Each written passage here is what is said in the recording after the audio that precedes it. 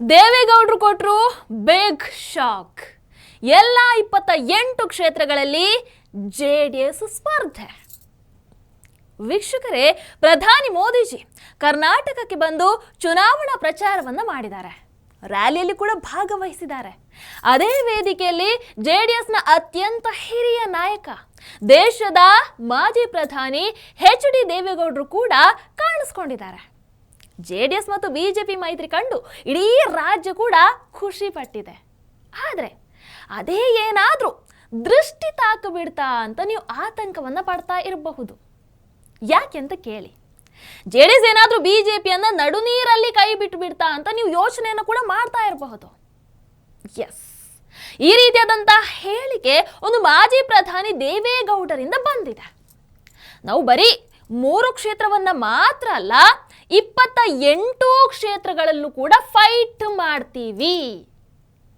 ಈ ಸ್ಫೋಟಕ ಹೇಳಿಕೆಯನ್ನ ದೊಡ್ಡಗೌಡರು ನೀಡೋ ಮೂಲಕ ಇಡೀ ರಾಜ್ಯವನ್ನು ಗೊಂದಲಕ್ಕೆ ಬೀಳಿಸಿದ್ದಾರೆ.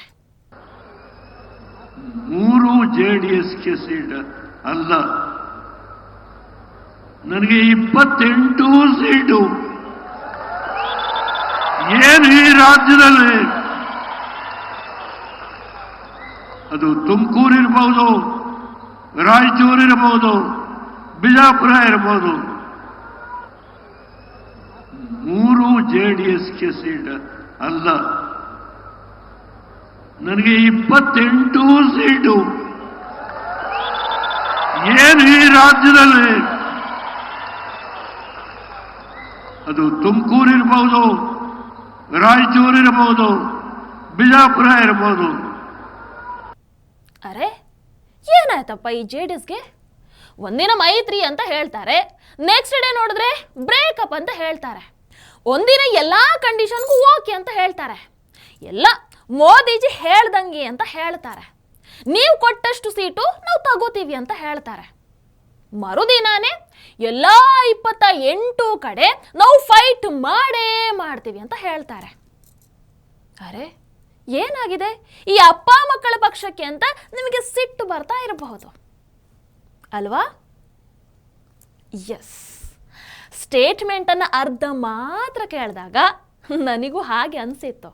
ಅದಕ್ಕೆ ಅಲ್ವಾ, ಕೇಳಿದ್ದು ಸುಳ್ಳಾಗಬಹುದು, ನೋಡಿದ್ದು ಸುಳ್ಳಾಗಬಹುದು, ನಿಧಾನಿಸಿ ಯೋಚಿಸಿದಾಗ ನಿಜವು ತಿಳಿಯುವುದು ಹೀಗಂತ ಸಾಹಿತಿಗಳು ಹಾಡನ್ನು ಬರೆದಿರುವಂಥದ್ದು.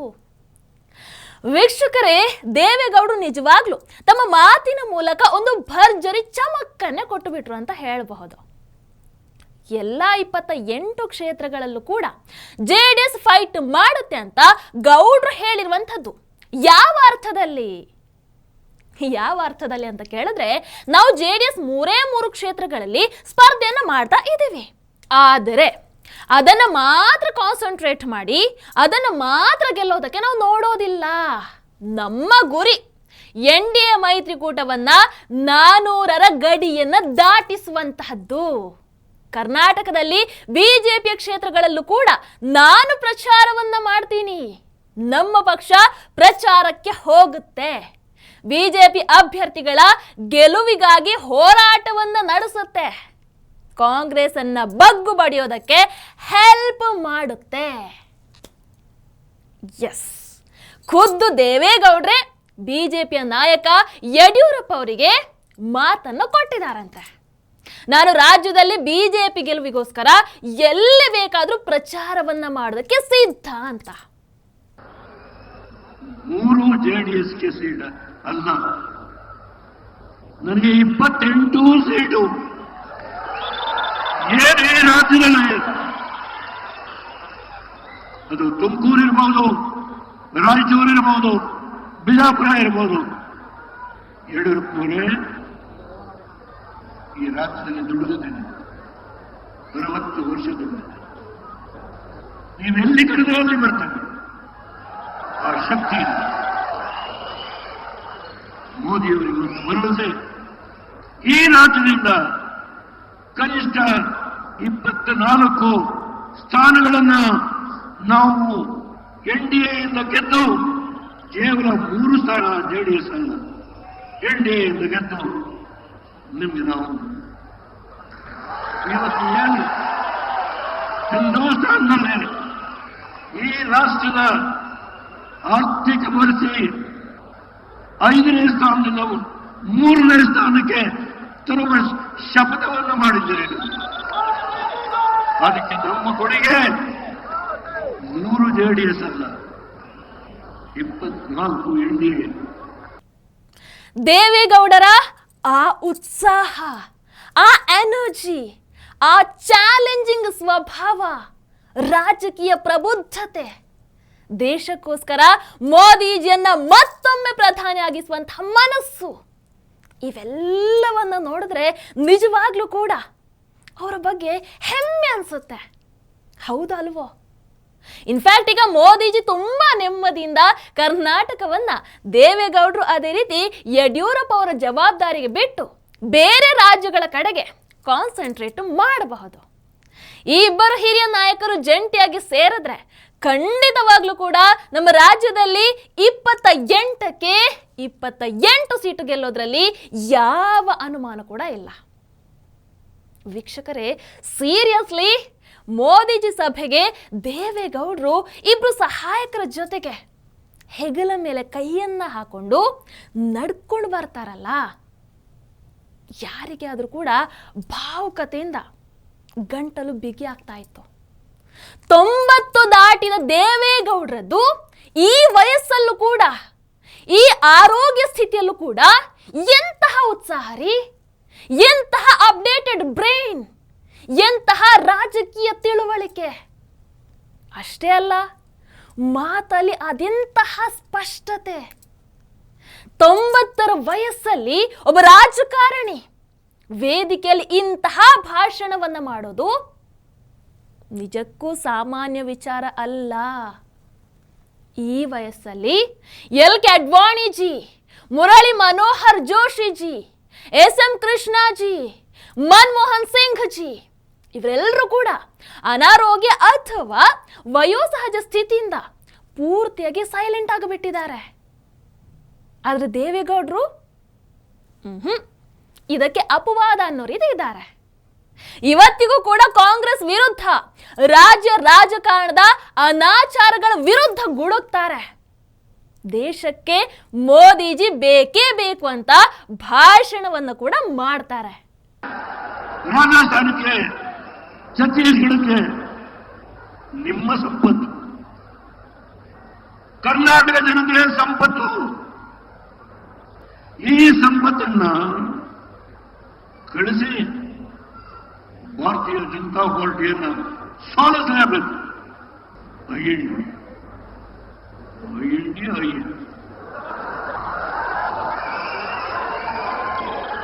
ದೇವೇಗೌಡರು ಈ 91ನೇ ವಯಸ್ಸಿನಲ್ಲಿ ಭಾರತೀಯ ಜನತಾ ಪಾರ್ಟಿ ಜೊತೆ ಹೋಗಿದ್ದಾರೆ. ಇಂತಹ ದುರ್ದೈವ ಯಾರು ಇವತ್ತು ಈ ದೇಶವನ್ನ ನಡೆಸ್ತಾ ಇದ್ದಾರೋ, ಈ ದೇಶಕ್ಕೆ ಕೀರ್ತಿಯನ್ನು ತಂದುಕೊಂಡಂತ ಒಬ್ಬ ವ್ಯಕ್ತಿ ಯಾರಾದರೂ ಇದ್ರೆ ನನ್ನ ರಾಜಕೀಯ ಅನುಭವದಲ್ಲಿ ನನ್ನ ಭಕ್ತಲ್ಲೇ ಕೂತಿದ್ದಾರೆ, ನರೇಂದ್ರ ಮೋದಿ.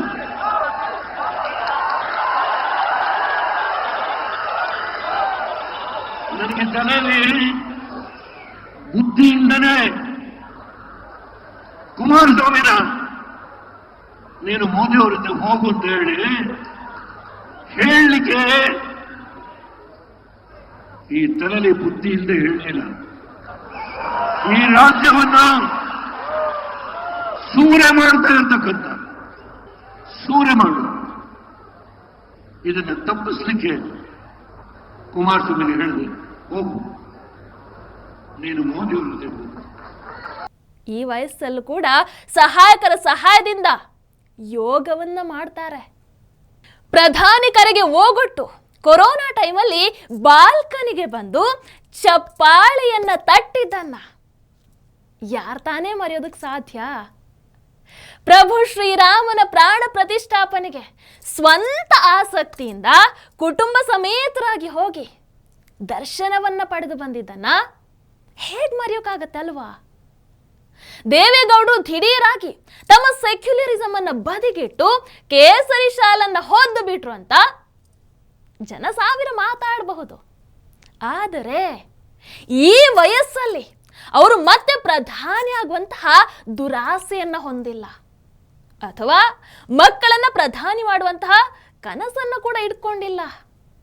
ಮೋದಿಜಿಯ ವ್ಯಕ್ತಿತ್ವ, ಮೋದಿಜಿ ತಮ್ಮನ್ನ ಕಳೆದ 10 ವರ್ಷಗಳಲ್ಲಿ ನಡೆಸ್ಕೊಂಡಂತಹ ರೀತಿ, ವಿರೋಧಿಗಳ ಅರ್ಥಹೀನ ಟೀಕೆಗಳಿಗೆ ಮೋದಿಜಿ ತಮ್ಮ ಮೌನ ಮತ್ತು ಕೆಲಸಗಳಿಂದಾನೇ ಕೊಟ್ಟಂತಹ ದಿಟ್ಟ ಉತ್ತರ ನಮ್ಮ ದೇಶ 10 ವರ್ಷಗಳಲ್ಲಿ ಕಂಡಿರುವಂತಹ ಅಭಿವೃದ್ಧಿ, ಇವೆಲ್ಲವೂ ಕೂಡ ದೇವೇಗೌಡರ ರಾಜಕಾರಣದ ದೃಷ್ಟಿಕೋನವನ್ನೇ ಬದಲಾಯಿಸಿರೋದಂತೂ ಸತ್ಯ. ಖುದ್ದು ದೇವೇಗೌಡರೇ ಮೋದಿಜನ್ನ ಹಲವಾರು ಬಾರಿ ಟೀಕೆ ಮಾಡಿದ್ದಾರೆ, ಇವನ್ ವಿರೋಧ ಕೂಡ ಮಾಡಿದ್ದಾರೆ. ಆದರೆ ಮೋದಿಜಿ ಮಾತ್ರ ಯಾವತ್ತಿಗೂ ಕೂಡ ದೇವೇಗೌಡರನ್ನ ಅಗೌರವದಿಂದ ನಡೆಸ್ಕೊಳ್ಳೇ ಇಲ್ಲ. ಇಂತಹ ಸೂಕ್ಷ್ಮ ವಿಚಾರಗಳೇ ದೇವೇಗೌಡರಲ್ಲಿ ಒಂದು ಟ್ರಾನ್ಸ್ಫಾರ್ಮೇಷನ್ ಅನ್ನು ತಂದಿರುವಂಥದ್ದು. ಅದರ ಜೊತೆಗೆ ಸೆಕ್ಯುಲರ್ ಅನ್ನೋದರ ಅಡಿಯಲ್ಲಿ ಇಷ್ಟು ದಿನ ಎಂತಹ ಸೂಡೋ ಸೆಕ್ಯುಲರಿಸಮಿನ ಮಬ್ಬು ಆವರಿಸ್ಬಿಟ್ಟಿತ್ತು, ಇದು ಕೂಡ ದೇವೇಗೌಡರಿಗೆ ಅರಿವಾಗಿದೆ. ಅವರೀಗ ಹಿಂದೂ ಅಂತ ಹೇಳ್ಕೊಳ್ಳೋದಕ್ಕೆ ಹಿಂಜರಿಯೋದಿಲ್ಲ. ಪ್ರಭು ಶ್ರೀರಾಮನಿಗೆ ಕೈ ಮುಗಿಯೋದಕ್ಕೆ ಹಿಂದೇಟನ್ನು ಕೂಡ ಹಾಕೋದಿಲ್ಲ. ಅನಗತ್ಯ ಮುಸಲ್ಮಾನ ಓಲೈಕೆ ಮನಸ್ಥಿತಿಯಿಂದ ಅಫ್ಕೋರ್ಸ್ ಹೊರಕ್ಕೆ ಬಂದಿದ್ದಾರೆ, ರಿಯಲ್ ಸೆಕ್ಯುಲರ್ ಆಗಿದ್ದಾರೆ. ಇದೆ ಅಲ್ವಾ ನಮ್ಮ ದೇಶಕ್ಕೆ ಬೇಕಾಗಿರುವಂಥದ್ದು. ಸೆಕ್ಯುಲರಿಸಮ್ ಅಂತ ಹೇಳಿದ್ರೆ ಮುಸಲ್ಮಾನ ಓಲೈಕೆ, ಹಿಂದೂಗಳ ಅವಹೇಳನ ಅನ್ನುವಂತಹ ಮನಸ್ಥಿತಿ ಬಿತ್ತಿರುವಂತಹ ಸೂಡೋ ಸೆಕ್ಯುಲರಿಸ್ಟ್ಗಳಿಗೆ, ಜಾತ್ಯತೀತತೆಯ ಹೆಸರಲ್ಲಿ ಜಾತಿ ಭೇದವನ್ನು ಮಾಡ್ತಾ ಇರುವಂತಹ ನಕಲಿಗಳಿಗೆ ಕಪಾಳಕ್ಕೆ ಹೊಡೆದ ಹಾಗಾಗಿದೆ ದೇವೇಗೌಡರ ಈ ಬದಲಾವಣೆ. ಇನ್ನು ಸಿದ್ದರಾಮಯ್ಯ ಥರದವರು JDSನಿಂದ ಎಸ್ ಅನ್ನ ತೆಗೆದು ಬಿಡಿ ಅಂತ ಕೇಳ್ತಾ ಇದ್ದಾರೆ. ಕಾಂಗ್ರೆಸ್ನವರಿಗೆ ಈ ಕಾಂಗ್ರೆಸ್ಸಿನ ಮುಂದೆ ಎಂ ಅಂತ ಸೇರಿಸ್ಕೊಳ್ಳಿ ಅಂತ ದೇವೇಗೌಡರು ಹೇಳಬಹುದು. ಆದರೆ ದೇವೇಗೌಡರು ಇಂಥವರಿಗೆ ಉತ್ತರವನ್ನ ನೀಡೋದಿಲ್ಲ. ವೀಕ್ಷಕರೇ, ದೇವೇಗೌಡರು ಈ ಬಾರಿ ಒಂದು ಹೊಸ ಎನರ್ಜಿಯ ಜೊತೆಗೆ ಬಿಜೆಪಿಯ ಜೊತೆಗೆ ಕೈಯನ್ನು ಜೋಡಿಸಿದ್ದಾರೆ. ಕರ್ನಾಟಕ ನಿಜವಾಗ್ಲೂ ಕೂಡ ಈ ಸಲ ಕಾಂಗ್ರೆಸ್ ಅನ್ನ ಧೂಳಿಪಟ ಮಾಡುತ್ತೆ ಅನ್ನುವಂತಹ ನಿರೀಕ್ಷೆ ಬಲವಾಗಿ ಕಾಣಿಸ್ತಾ ಇದೆ. ನಿಮ್ಮ ಅನಿಸಿಕೆಯನ್ನು ದಯವಿಟ್ಟು ಕಾಮೆಂಟ್ ಮೂಲಕ ತಿಳಿಸಿ. ಹಾಗೆ ನೀವಿನ್ನೂ ಟಿವಿ ವಿಕ್ರಮವನ್ನು ಸಬ್ಸ್ಕ್ರೈಬ್ ಮಾಡಲಿಲ್ಲ ಅಂದರೆ ದಯವಿಟ್ಟು ಟಿವಿ ವಿಕ್ರಮವನ್ನು ಸಬ್ಸ್ಕ್ರೈಬ್ ಮಾಡಿ. ಹಾಗೆ ಈ ವಿಡಿಯೋ ನಿಮಗೆ ಇಷ್ಟ ಆದಲ್ಲಿ ದಯವಿಟ್ಟು ಲೈಕ್ ಮಾಡಿ, ಶೇರ್ ಮಾಡಿ. ನಮಸ್ಕಾರ. ಟಿವಿ ವಿಕ್ರಮ, ದೇಶ ನಿಮ್ಮ ಕೈಯಲ್ಲಿ. ಈ ಕಾರ್ಯಕ್ರಮ ನಿಮಗೆ ಇಷ್ಟ ಆಗಿದ್ದಲ್ಲಿ ಲೈಕ್, ಶೇರ್ ಹಾಗೂ ಕಮೆಂಟ್ ಮಾಡಿ. ಟಿವಿ ವಿಕ್ರಮದ ಕಾರ್ಯಕ್ರಮಗಳನ್ನು ನಿರಂತರವಾಗಿ ವೀಕ್ಷಿಸಲು ಸಬ್ಸ್ಕ್ರೈಬ್ ಮಾಡಿ, ಬೆಲ್ ಐಕನ್ ಒತ್ತಿ.